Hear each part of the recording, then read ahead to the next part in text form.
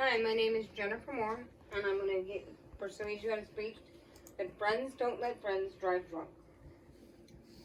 Today I'm going to persuade my audience that it's okay to go out to a party or to a friend's house and drink alcohol, but prepare ahead and have a designated driver. Little known facts. It's estimated that 50,000 lives could be saved if a designated driver was here. My class survey revealed that 30% of you have let a friend or a family member drive while intoxicated. That is a low percentage, but there's no tolerance for driving while intoxicated. My survey also showed that not a lot of you were familiar with the blood alcohol level in the state of Illinois, and it is 0.8%. Why trust me on this? I have been there. I have been driving a vehicle while I was intoxicated. I should have never been in that vehicle. I should have never stepped in the vehicle. I was on my way and needed to head to work. Didn't realize I thought I was head sobered up. I hadn't. Got in the car, didn't realize I was swerving. And someone very nicely reported me. Ended up getting pulled over by the police. To make a long story short, I got arrested and received my first DUI. It was a pretty interesting video that I'd like you to watch and kind of visualize what I probably was doing the night I was driving. There's a picture of a girl, and it's got a picture on her dash cam of her car. And it's pretty distressing. She hits the car, but I didn't hit a car. But you see the 20 minutes earlier, you can see that she's driving and she's swerving. And what had happened with me was somebody reported me swerving. I was about a half a mile from work, and somebody reported me swerving. And the next thing you know, the police are behind my car, and the officer asked me, "Were you swerving?" and all that. And I'm sorry, I'm talking over the video, but kind of explains everything. You can see she's swerving, and it's very interesting because sometimes you don't realize that you're intoxicated when you are. And I thought I was well enough to hop in the car and head to work, and I was not. Thought I was just buzzed, but I was more intoxicated. And it was because my blood alcohol level when they tested it was 0.11. That was above the legal limit.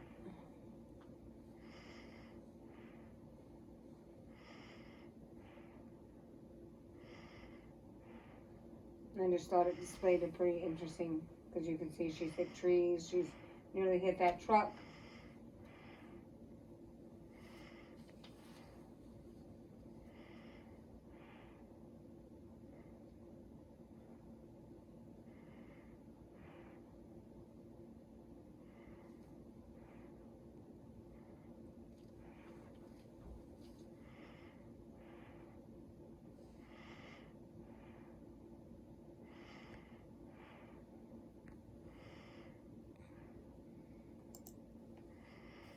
I also, in preparation of this speech, I took a survey and asked an emotional question of my class. And the emotional question was, how would you feel if you injured or hurt somebody while you were driving, while you were intoxicated? And a lot of the responses were like, horrible, awful, I would feel terrible, I would never drive drunk because I lost a friend. Why I lost a friend to an alcoholic accident. I know better to drink and drive. I would feel sad. I would feel guilty. Very bad. There are a lot of negative, negative responses you'd expect to hear. I wouldn't want to injure somebody while driving intoxicated. Another statistic from my survey goes back to what I said earlier to my speech. Only 50% of you knew what the blood alcohol level was in this state of Illinois. And that is, the blood alcohol level is 0.08. That has been the legal limit, I believe, since, I didn't indicate it on here, I believe it's been since 2018. It's been up. I think it's actually been earlier that I can research that a little more. I thought I had put that on there. I apologize.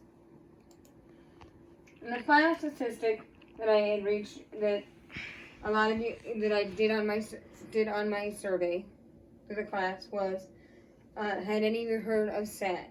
Which, when I went to high school, hence me wearing my high school shirt, was called Students Against Drunk Driving. And that has changed. It's called Students Against Destructive Decisions, because that also includes students that do narcotics, drugs, and all that. And this is an organization who aims at preventing accidents from students taking potentially destructive decisions. And there's also another group out there for mothers of they call it MAD, and I was involved in that in high school. I had signed a contract with my parents saying that if I was ever in a situation where I was intoxicated, that I could call them and they could come pick me up. Sadly, only 20% of you that knew of this organization were ever involved in the organization.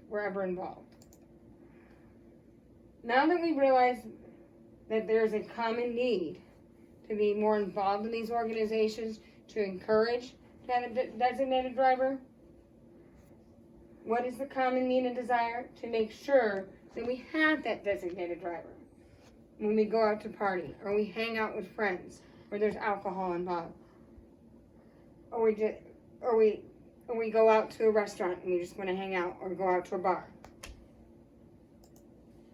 You can still have fun with your friends and family. It's okay to go out and have fun with your friends, but make sure you're doing it in a safe way. Make sure you choose. First thing to do is make sure you choose your designated driver before you go out, or before your date. Pick a responsible designated driver. Somebody who's got a driver's license and somebody who's got valid insurance. Pick somebody who's able to resist the temptation to drink. Most bars will offer a non-alcoholic drink to, or other perks to designated driver.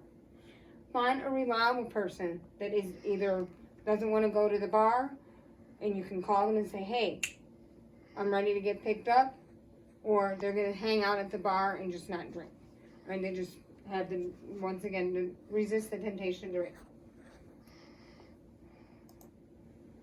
Plan ahead before everyone starts drinking that this is your designated driver. Don't wait until people start consuming the alcohol, because then you're going to say, okay, everybody's drunk, now I don't have a designated driver. Remember, the designated drunk has the responsibility, the designated driver, I miswrote that, has the responsibility to stay sober once everybody starts drinking. It's harder to make rational decisions once you start drinking. And consider taking turns being the designated driver. And make sure the designated driver is available when you need them to be. In conclusion, finally, going out with family and friends can be fun. With drinks can be involved, but be responsible. One of my favorite phrases is, drink sober or be pulled over. If I had to do it all over again, I would have never gotten into my car. I would have called in sick to work and slept it off. But I was stubborn and had one track mind of getting to work. I was lectured by the police officer and was told I did not represent someone working in the healthcare field. Healthcare very well, driving drunk. That hit home with me Not then, but later. I was very lucky when I was pulled over. That I was pulled over for swerving by an anonymous caller. I did not realize I was swerving. I'm also very, very thankful that I did not hurt myself or hurt anybody else. In conclusion, the survey indicated that we are all on the same page, that drinking and driving do not mix. We all feel bad if it would injure somebody. So what are we going to do to make no tolerance for drinking and driving while intoxicated? We're going to become more involved with sad and mad. Thank you so much for listening to me.